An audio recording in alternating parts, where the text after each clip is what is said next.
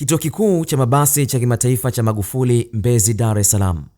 Miundombinu ni ya kisasa, majengo ni makubwa, lakini ndani yake kuna kilio cha chini kwa chini kinachotishia ustawi wa mamia ya wafanyabiashara. Vizimba vingi vimebaki wazi na vilivyo hai vinapumulia mashine. Sababu uhaba mkubwa wa abiria baada ya mabasi mengi kukwepa kuanzia au kuishia safari zake kituoni hapa. Hapa tunakutana na nyuso zenye majonzi. Wafanyabiashara wanashuhudia mitaji yao ikiyeyuka mchana kweupe, huku mzigo wa mikopo ukizidi kuwaelemea. Nasirika kwa sababu tulichukua vizimba huko, tunalipa siku ya mita moja 22,500. Watu wana siku ya mita hadi 20, wengine 40. Kwa mfano mtu anayelipa siku ya mita 40 anatoa zaidi ya 900,000. Tukiwa na lengo hili stendi ya kimataifa, tukiwa na lengo kwamba magari yote yatakuwepo hapa. Na sisi hapa biashara yetu kubwa tunategemea abiria. Tunafanya biashara na abiria. Kwa hiyo kama abiria hawamo humu ndani, hakuna kitu. Yaani tupo tu wenyewe kwa wenyewe, ukiingia humu ndani hamna taa watu, tupo wenyewe tu. Tunapata hasara sana, vyakula vinamwagwa, yaani mitaji yote imekata. Yaani tupo tu kwa ajili ya mazoea, kwa vile mtu huwezi kukaa nyumbani na mtu lishajiwekeza kwa hapa nitafanya biashara au nitapata chochote, nitalisha wanangu, nitasomesha, lakini imeenda ndivyo sivyo tulivyotegemea. Hii stendi kwa sasa imetelekezwa. Sisi kama wafanyabiashara tunapitia wakati mgumu sana, kwa sababu hakuna tunachokipata zaidi ya kuua mitaji yetu. Kwa sababu tushatupa pesa zetu hapa, tushakopa, tunadaiwa. Lakini kila leo tunatoa pesa majumbani tunaweka hapa. Hapa tunaishi kwa matumaini. Kwa sababu kuna wakati tunasikia mabasi yatarudi. Kwa hiyo sisi tunaishi kwa matumaini haya, yakirudi biashara itakuwepo. Athari za kukosekana kwa abiria hazichagui aina ya biashara, kuanzia wale wanaouza chakula hadi wanaouza mavazi. Kilio ni kimoja, hali ni mbaya. Mabasi mengi yanapakilia nje, kitu ambacho hata sisi kwetu wafanyabiashara kinaturostisha. Tunashindwa kulipa kodi, biashara zimekuwa ngumu kwa sababu wale watu ambao tulitegemea kuwahudumia imekuwa ndivyo sivyo. Baada ya muda, ina maana kama unakuta una kitu na force la kutafuta mtaji sehemu nyingine, labda unaleta hapa unawekeza hapa, unakuta hali inakuwa hivyo. Kwa hiyo watu wanaangalia, kwa sababu wengi washawekeza hela nyingi hapa, zishakufa hapa.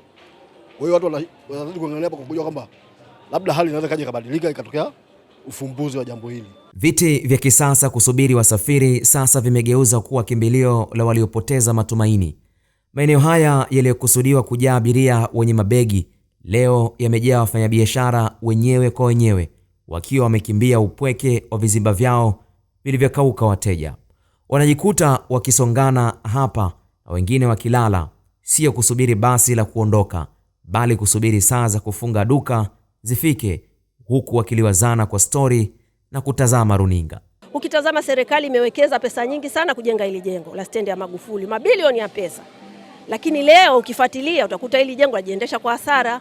Kama wanaweza kurudisha mabasi au haiwezekani, basi wafanye yani kama vile tunalinda jengo, watufanyie kama ushuru tu hata kwa siku 500 au 1000. Ni nini chanzo cha sintofahamu hii inayoumiza nguvu kazi ya taifa? Swali hili tunalipeleka kwa meneja wa kituo cha Magufuli, ambaye ananyosha kidole moja kwa moja kwa wamiliki wa mabasi.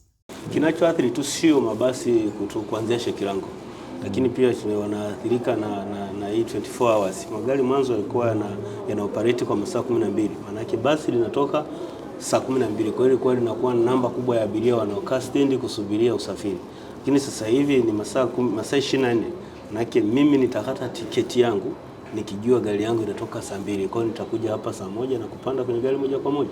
Lakini pia tuzipo hatua, na ukiangalia nyuma na sasa kuna baadhi ya ongezeko ya makampuni ambayo tumeshaongea nao na wameanza kuingia ndani. Lakini pia kupitia mkuu wetu wa wilaya ya Ubungo alikana na wadau mbalimbali, tukaonekana tupendekeze ni njia zipi ambazo tunaweza tukahakikisha kuna mzunguko mkubwa wa abiria, ambapo moja kati ya kitu tulichokipendekeza tuliomba iwepo angalau njia ya daradara hizi zinazosafisha abiria kutoka maeneo mbalimbali, au abiria wanaokuja Magufuli wao wanashushiwa hapa Magufuli, ili kuepusha abiria kushuka kule chini na kutembea kwa mguu, jambo ambalo pia linaweza likawa sio rafiki kwake.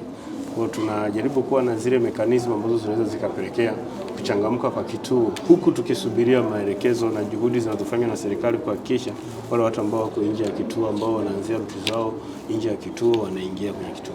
Tuhuma za ukaidi zinatua kwenye meza ya chama cha wamiliki wa mabasi, lakini kwa upande wao wana mtazamo tofauti kabisa kuhusu kile kinachoonekana kama mgonjwa kukimbia hospitali.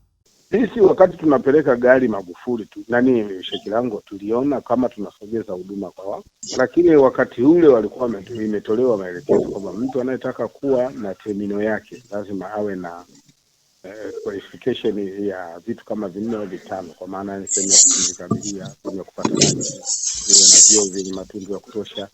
Wao ndio waliotoa mpaka magari yakaanza kutengeneza terminal zao. Sasa baadaye imekuwa kuna ongezeko kubwa la magari kwenda kupaki huko. Sasa hilo ongezeko, serikali kwa kupitia manispaa ya Ubungo ndio wanaotakiwa kupe majibu, sio Tabora tumekaidi. Sisi hatuwezi kukaidi kauli na hatuwezi kukaidi sheria za nchi, na wala hatupo juu ya sheria. Haridi, wafanyabiashara waliopo Mbezi na pale Shekilango Urafiki, kuna wafanyabiashara napo pale wadogo wako bodaboda, bajaji, teksi, mamalishe, wote wako pale napo. Kuna kule wapo wanafanya biashara. Sasa tukisema tuangalie tu wafanyabiashara wa Mbezi na Shekilango wako wafanyabiashara. Nipo katika kituo cha Magufuli Bus Terminal, na eneo hili ndio eneo ambalo linatakiwa mabasi yote yaweze kupaki hapa kwa ajili ya kuanza safari zao, lakini pia na kumaliza safari zao. Lakini ukiangalia hali ya mazingira jinsi ambavyo ilivyo, kumepoza mno na hakuna mabasi kama ambavyo ilivyokuwa inatarajiwa kwa wingi wake kukusanya mabasi zaidi ya 3,000, ukiwa ni uwekezaji ambao umewekezwa hapa kwa zaidi ya shilingi bilioni 50 za Kitanzania. Wafanyabiashara katika eneo hili wameiangukia serikali wakilia kilio kikubwa zaidi cha kuambia kwamba wafanyabiashara pamoja na wamiliki wa mabasi waweze kurudisha hali ya mabasi kuweza kupaki hapa, ili kusudi ule uwekezaji wao wa biashara ambao wameufanya uweze kufanikiwa na hatimaye kituo hiki kiweze kufanya kazi vizuri kama ambavyo ilivyotarajiwa. Kwa hiyo tunaomba serikali, rais wetu ni msikivu, atuangalie kwa jicho la pili ili ajue tunafanyeje. Kama angeanzia hapa, angekuja na msindikizaji, angetoa ushuru, gari ingekuja ingetoa ushuru. Kwa utakuta abiria gari moja inayopaki nje inaweza kupoteza almost 18,000 mapato mpaka 20. Abiria wote wakapandia hapa wakashushiwa hapa, itakuwa salama. Tunamuomba aturudishie mabasi hapa, kwa sababu hii ndiye stendi kuu, ni basi terminal. Hakuna basi terminal nyingine yoyote zaidi ya hii. Kilio chetu kikubwa kwa watu wote tuliopo Magufuli, sio swala la masoko hatuna, sio swala la bodaboda hazifanyi kazi, sio swala letu sisi ni magari yaanzie hapa.